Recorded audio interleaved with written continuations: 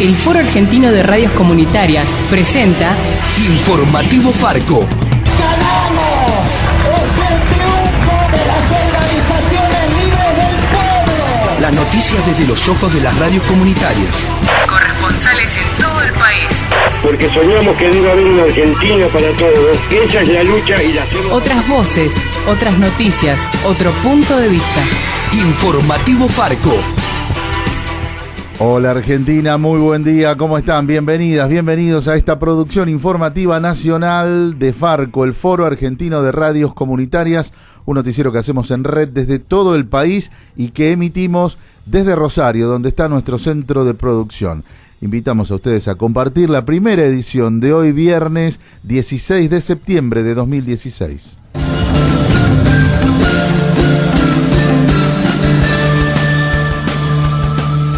Comienza hoy la audiencia pública por la tarifa del gas con falta de información para los usuarios y muchos excluidos de participar. Será desde las 9 de la mañana en la Usina del Arte de Buenos Aires y en otras 8 ciudades desde las que se podrá participar. El principal dato que no fue dado a conocer por las petroleras ni por el gobierno es cuánto sale el gas en boca de pozo, una información clave para poder participar de la audiencia y que no se transforme en un mero trámite para convalidar el tarifazo. Así explicaba esta ausencia de información a nuestros compañeros de la FM por Yahoo, el representante de la Unión de Usuarios y Consumidores, Claudio Boada.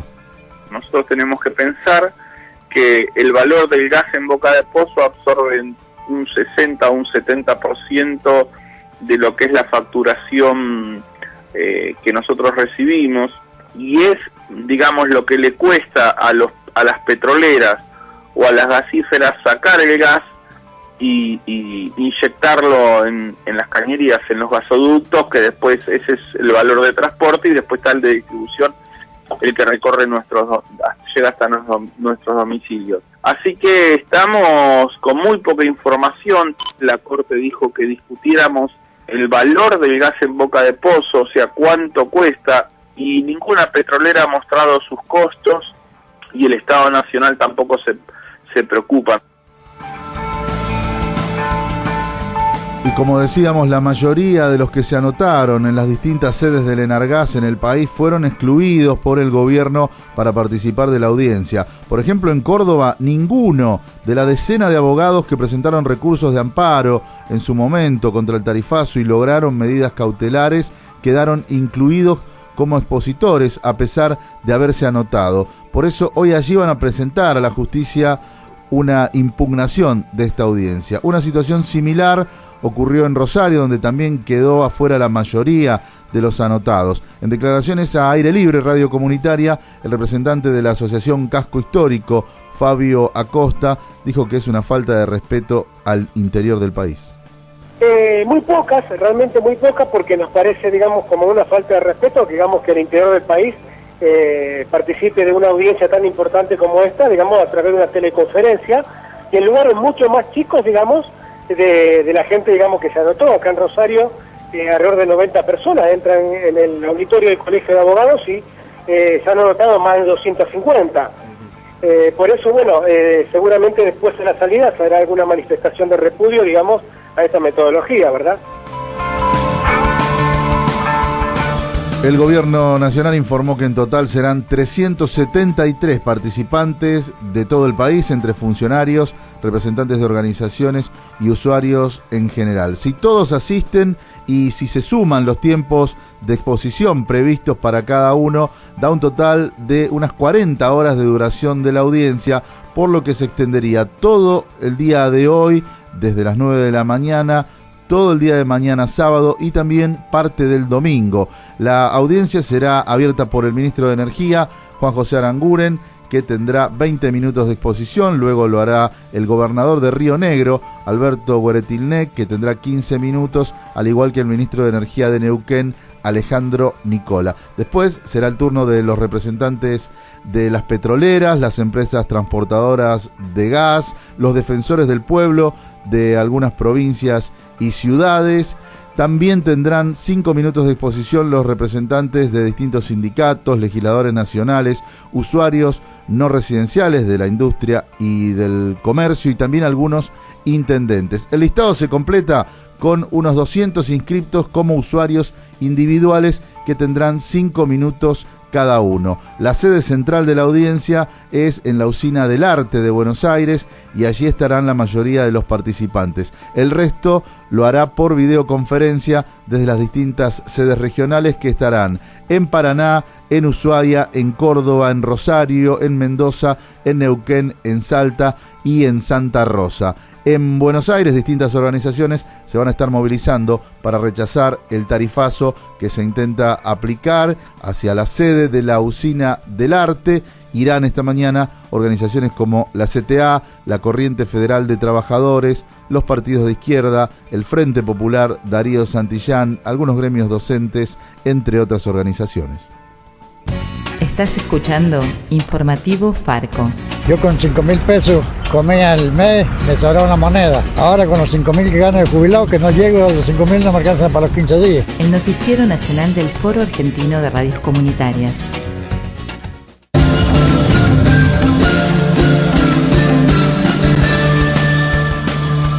En San Juan, los vecinos se movilizaron anoche para exigir el cierre definitivo de la mina Veladero. Lo hicieron en Jáchal, en Iglesia y en la capital provincial tras el nuevo derrame de cianuro que provocó la empresa Barrick Gold que controla ese yacimiento. Nuestros compañeros de Radio La Lechuza estuvieron acompañando estas movilizaciones, así hablaban con uno de los manifestantes. Estamos con Fede Sana, un reconocido militante ambientalista, militante de Patria Grande, en una noche muy especial caminando por las calles de San Juan a propósito de dar respuesta a este escándalo con la Barrick Gold en la semana pasada. ¿Qué está pasando, Fede, hoy? Bueno, la verdad que es increíble la cantidad de gente que se ha movilizado nuevamente. Imagino lo que también será el pueblo de Jáchal. Creo que el gobierno provincial y el gobierno nacional ya no pueden mirar un costado. El problema del extractivismo y el saqueo explota en San Juan y me parece que la presión popular va a terminar haciendo que el gobierno tenga que tomar las medidas que no quiere tomar porque sabemos que tiene sus intereses con la empresa y no con el pueblo. ¿Qué proponen ustedes como alternativa, digamos? Permanentemente se instala el tema de los puestos de trabajo, de que la gente que está en contra de la Barrick está en contra del desarrollo, del laburo. ¿Cuál es el planteo? Primero que nada, yo te digo que hay una paradoja muy grande.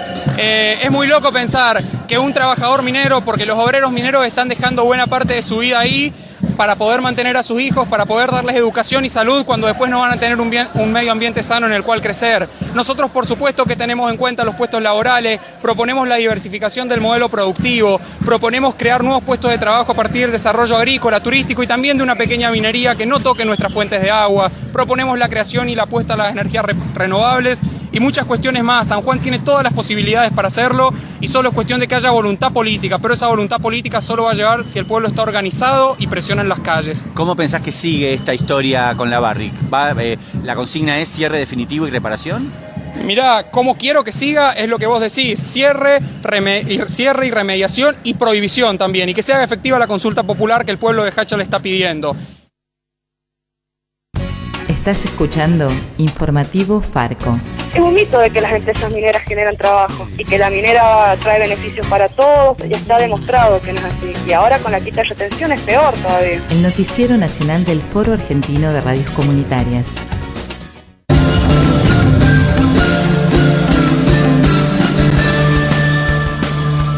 Se cumplen hoy 40 años del secuestro de estudiantes conocido como la Noche de los Lápices. Eran jóvenes militantes políticos de la ciudad de La Plata y formaban parte de la Unión de Estudiantes Secundarios. Un total de 11 fueron secuestrados entre el 8 y el 17 de septiembre de 1976. Todos fueron torturados en distintos centros clandestinos de la dictadura y la mayoría están desaparecidos. Para la docente Sandra Raggio, que investigó el caso de la Noche de los Lápices, a esos jóvenes no los secuestraron porque luchaban por el boleto estudiantil, sino por su militancia política. Recordemos lo que esta investigadora les decía a nuestros compañeros de Radio Estación Sur. no los secuestran porque estaban peleando por el boleto escolar. En ese momento ellos no estaban peleando por el boleto escolar, era pleno 76, no había posibilidades de acciones reivindicativas de ese tipo, ellos estaban resistiendo la dictadura militar, era una acción eminentemente política la que estaban haciendo, y por eso los persiguieron, primero los controlaron, los siguieron, los secuestraron, los torturaron y algunos los hicieron desaparecer, ¿no? Para la dictadura ellos eran altamente peligrosos, estaban contra el orden instituido, estaban contra el orden social, eran subversivos quería decir porque eran los que querían dar vuelta el orden, y por esa pretensión fueron secuestrados y fueron asesinados y los hicieron desaparecer. Aunque lo del boleto, digamos, es parte, como tantas reivindicaciones, pero no fue lo central de su acción política. Lo central de su acción política era construir un orden social diferente, muy justo, ¿no? Y la idea de la revolución era una idea que tenían en la cabeza, digamos, ¿no? Como paradigma, como forma de transformar el mundo.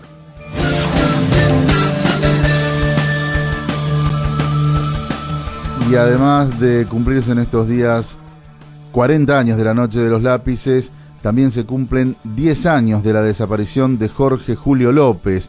Él fue visto por última vez el 18 de septiembre de 2006, horas antes de que se condenara a prisión perpetua al represor Miguel Echecolás, contra el que él había declarado por haber sido uno de sus verdugos en la dictadura. Por este aniversario habrá movilizaciones el domingo en La Plata y en la ciudad de Buenos Aires, además de actividades en distintos puntos del país, entre ellas la tradicional vigilia sonora de nuestros compañeros de Radio Futura. Tenemos el informe desde esa emisora de nuestra red nacional.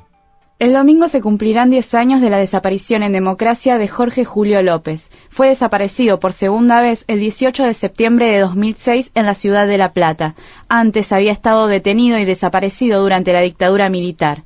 Es uno de los testigos que contribuyó a la condena del genocida Miguel Echecolás por delitos de lesa humanidad. La abogada querellante en la causa, Guadalupe Godoy, y el periodista Miguel Graciano, autor del libro En el cielo nos vemos, estuvieron en Radio Futura y analizaron los 10 años sin Julio López. Un año bastante complejo por lo menos para el movimiento de derechos humanos, en función de los cambios políticos, de la ofensiva que como movimiento se está recibiendo, los discursos de legitimación, los discursos negacionistas.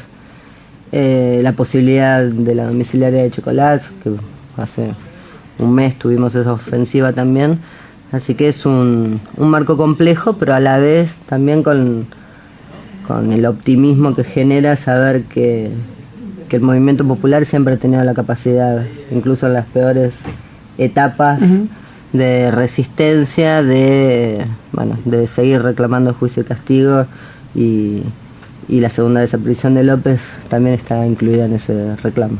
Por eso mismo hay que poner bien en valor el testimonio de todos los sobrevivientes y hacer un buen perfil de quiénes eran estos asesinos que hoy están tratando de regresar a sus casas, de tener la domiciliaria, que en realidad siempre hicieron trampa, ¿no? Siempre desde que Echecolás fue juzgado la primera vez, tratando de inventar problemas de salud. Ahora el tema de la edad, para no estar presos en la cárcel común como corresponde y como bien dicen las sentencias a las que fue condenado. Hay que recordar que tiene 3 condenas a perpetua y tiene otras condenas de entre 7 y 25 años por otros delitos, todos cometidos ahí durante la dictadura.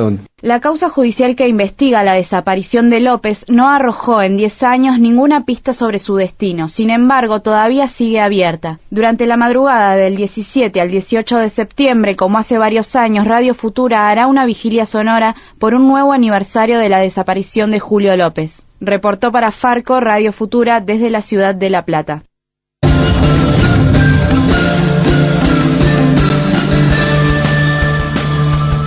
El gobierno nacional finalmente no terminó con la reglamentación de la ley de agricultura familiar y peligra el presupuesto que debería destinarse al sector para el año que viene. Les habíamos contado que eso era lo que esperaban las organizaciones campesinas e indígenas que les confirmaran en la reunión que tuvieron este martes. Sin embargo, no fue así. Nos informa nuestro compañero Hernán Agustini desde el Instituto de Cultura Popular. El gobierno nacional no reglamenta la ley de agricultura familiar y peligra el presupuesto. El martes 13 se reunió en Buenos Aires el Consejo de Agricultura Familiar, Campesina e Indígena, esperando escuchar que el presidente Macri había firmado la reglamentación de la Ley de Agricultura Familiar. Sin embargo, desde Nación informaron que el documento todavía se encuentra en la Secretaría de Legal y Técnica. Desde ASINA, la Asamblea Campesina e Indígena del Norte Argentino, José Luis Castillo explicó por qué es importante que la ley se reglamente. La ley promulgada dice qué hacer. La reglamentación, que yo tampoco sabía qué es la reglamentación hablando en nuestro lenguaje, la reglamentación, así como la ley dice qué hacer, la ley dice cómo hacer. Y para eso tiene que estar firmado la reglamentación. Las organizaciones campesinas esperan que el paso de la reglamentación por la Secretaría Legal y Técnica sea solo una demora. Por lo visto no tiene una aprobación total, ojalá que sea demora, no que sea que empiezan a sacarle, que empieza a deshojar, ¿no es cierto?, la margarita. Ante el escenario planteado por Nación, las organizaciones campesinas demandaron la urgente aprobación de la reglamentación de la Ley de Reparación Histórica número 27.118, solicitaron una partida del presupuesto nacional 2017 para productores de la agricultura familiar e indígena y exigieron la efectivización del 20% que fija el Fondo Nacional para la Mitigación de Emergencias y Desastres Agropecuarios. Sobre este último punto, José Luis Castillo manifestó lo siguiente. La ley de emergencia, un 20% del total, o sea, es decir, de los 500 millones de pesos, 100 millones de pesos, tiene que ser destinado desde el Ministerio a la Secretaría de Agricultura Familiar. Eso, la respuesta también fue muy negativa del secretario, donde dijo que eso fue ejecutado en otra área que no es justamente la agricultura familiar, o sea, que le comió la vaca, hablando mal y pronto, a nuestro querido 20%, que para nosotros sería un alivio y sería la cafiaspirina para el dolor de cabeza que nos ha dado justamente la emergencia en el norte del país. Desde Incupo, el Instituto de Cultura Popular, reportó Hernán Agustini. Visita nuestra agencia de noticias, agencia.farco.org.ar.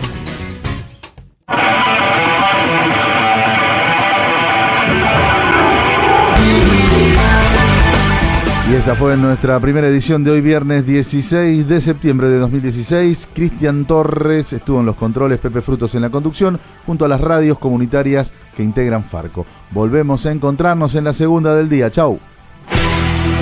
Hasta aquí presentamos Informativo Farco, una producción del Foro Argentino de Radios Comunitarias. Corresponsales en todo el país. Otras voces, otras noticias, otro punto de vista. Informativo